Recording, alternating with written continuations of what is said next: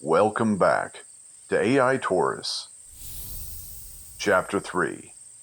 Miss Celia Ashcombe exercises patience beyond reason. Miss Celia Ashcombe had once believed herself likely to marry Mr. Elias Vale. This conviction, though understandable, ultimately proved optimistic. She first made his acquaintance during a scientific policy symposium in Geneva, where Mr. Vale delivered a lecture so intellectually uncompromising that nearly half the audience departed before its conclusion. Several ministers complained afterward that his proposals regarding distributed manufacturing threatened economic stability, which observation Mr. Vale accepted as evidence he had spoken accurately. Miss Ashcombe alone appeared amused rather than alarmed. She possessed a countenance not immediately remarkable in the fashionable sense, yet rendered deeply attractive by intelligence and composure. Her conversation displayed wit without cruelty, and curiosity without vanity, a combination sufficiently uncommon to secure Mr. Vale's admiration almost immediately. They became companions gradually.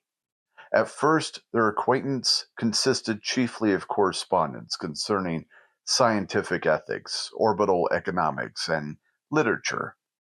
Miss Ashcombe maintained a particular affection for classical novels, while Mr. Vale read almost exclusively technical material unless persuaded otherwise by her influence. She frequently accused him of neglecting fiction because he regarded reality itself as an engineering problem. He did not deny the charge. During the earlier years of their attachment, she succeeded, at least occasionally, in drawing him into ordinary society. They attended concerts together beneath the floating gardens of New Geneva. They traveled briefly through the restored coastal cities of old Japan. Once, during an evening reception aboard an orbital research station, she persuaded him to dance, despite his insistence that he possessed no talent whatsoever for graceful movement. "You calculate trajectories for autonomous spacecraft," she reminded him. "Yes." "Then surely navigating a ballroom cannot exceed your abilities."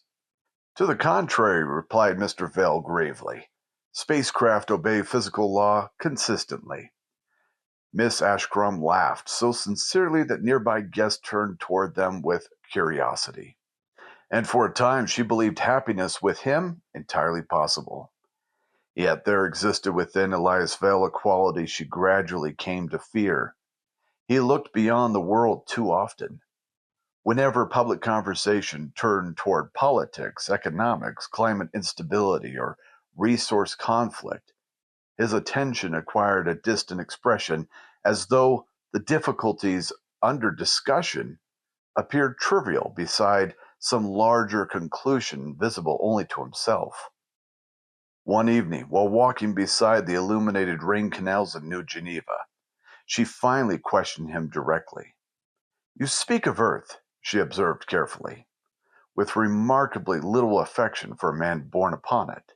Mr. Vale considered the remark before answering.